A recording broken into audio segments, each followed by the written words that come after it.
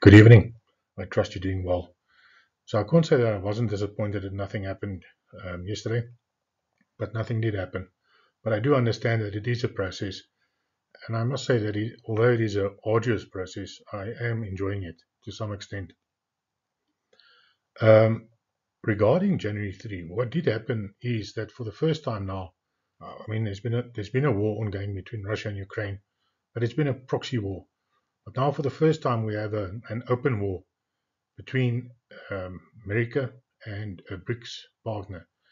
So I do believe that it will have larger ramifications in the long run. So on an alternative timeline, if historians were to look back 100 years from now, they would probably say that the 3rd of January was the day on which the Third World War began in earnest.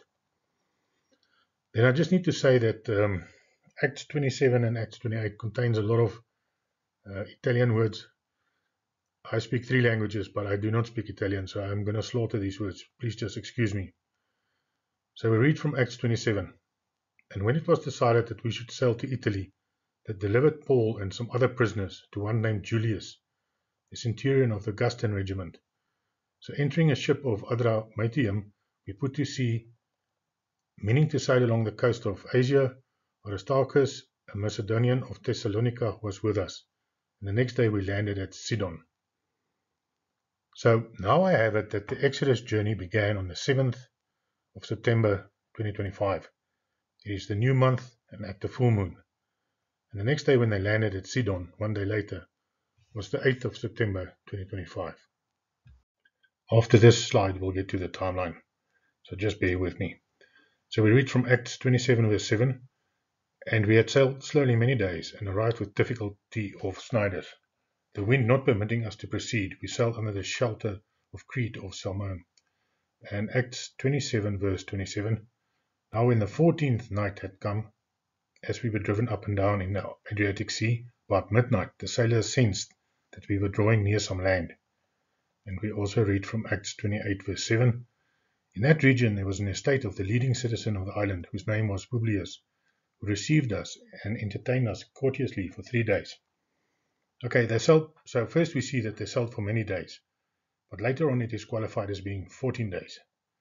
Then they stayed over for 3 days. So 17 days after the 8th of September brings us to the Revelation 12 sign, 24 September 2025, which of course is the anniversary of Jesus' birthday. Note all the 27s, over here, over there, which is because of the Revelation 12 sign on 23-24 September 2025 is the 2027th anniversary of Jesus' birthday. Okay, and over here you see the 7th September 2025, and this is where Paul's journey begins. It is the beginning of the month, the full moon, which then is the new moon. And you can see there's the journey of 17 plus 1, 18 days, and he gets to the 23rd, 24th September. I'm not hiding the timeline from you. I thought that maybe I should just show the completed timeline to you guys. Not the completed timeline, the first part of the timeline. I doubt whether there'll be any additions to this part of the timeline.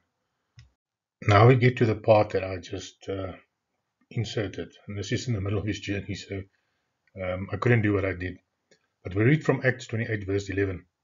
After 3 months we sailed in an Alexandrian ship whose figurehead was the twin brothers. That's of course now Pollux and Castor, the 2 stars, which had wintered at the island. And landing at Syracuse we stayed 3 days. So we have 3 months, that's 3 times 30, that's 90, plus 3, that's 93 days. So the 24th of September 2025 plus 93 days brings us to the 25th of September 2025, which is Shemini Atzeret on the Mazzaroth. I must say Paul's being very good with following the Mazzaroth or the full moon calendar timeline like this. One day I'll shake Paul's hand for doing that. Okay, and here we have where Paul's journey began on the 7th September, and he arrives on the 24th of September, specifically the 24th, which of course is Jesus' birthday. And then 93 days later is the 25th of December 2025, which is Shemini Atzeret on the Mazzaroth. I'm happy that Shemini Atzeret is back. I deleted it a while ago. Okay, now we continue with Paul's journey, and we read from Acts 28 verse 13. From there we circled round and reached Rhegium, and after one day the south wind blew, and the next day we came to Puteoli, where we found brethren, and were invited to stay with him 7 days. And so we went toward Rome. So we have 1 day, 7 days, it's 9 days, and if you add the 9 days to the 25th of December 2025, you get the 3rd of January again. Just note that they've now arrived at Puteoli, and that is basically the ship journey is over. So now they will be going on land towards Rome. Also, just note that all counts are inclusive because they didn't have zeros back in the day. Okay, and here you can just see from the 25th of December to the 3rd of January. We have all this major confluence of data points. The question that remains is, how long did Paul take to reach Rome? The distance from Puteoli is about 240 kilometers or 150 miles, and the time it took him to get there is not given. And this timeline has now gone from Exodus to Jericho, and now finally we are busy with Paul's journey. Personally, I think this is a great way to do Bible studies. I must add that my favorite timeline of 17 January 2026 is looking better and better. Okay, so this is the alternative timeline that I worked out. And on this timeline, Paul's journey begins on the Revelation 12 sign, the 23rd, 24th September. And it runs for 14 and a half days because he arrives at midnight at this island over here. And the reason why I was so specific about the 14 and a half is because this on the program that I used that gives me my full moon dates, this is the 7th, but of course when I looked closer it was 2 o'clock in the morning, so it's still the 6th on the full moon calendar, and it messed me around for a little bit, but looking into Acts again, I noticed that they arrived on the island the evening, 12 o'clock on the 14th day, which is of course still the 13th day, because the full moon calendars only change over at 6 in the morning. So this actually fit quite perfectly. On the other timeline, this is 18 days, but I've just added the 3 days over on this side. So basically 3 days staying after that, 90 days journey, and another 3 days stay. But then we get to the 9th of January, and then it's 10 days inclusively to the 17th of Jan. The interesting thing is I worked this timeline out first, and I didn't like it, because I realized that any timeline that uses Castor and Pollux has to come in on the 3rd of January. Sorry, the 3rd of January over here. Because on the morning of the 4th, which is still the 3rd on the full moon calendar, was the sign of Castor and Pollux. And if it didn't come in over here, then it wasn't, it can't be valid. And fortunately, the other timeline that I worked out fit perfectly. And now, only afterwards did I realize what Paul's journey is given, because the two different timelines actually gives us the time it took him to travel the 240 kilometers or 150 miles. And it basically took him 2 weeks. So the 17th January timeline, to me, is looking better and better. Of course, I have another date of about 5 January that fits, that I was going to use before I did this timeline, and then I realized after I did this timeline that no one can travel that amount of distance in 2 days. So I left that.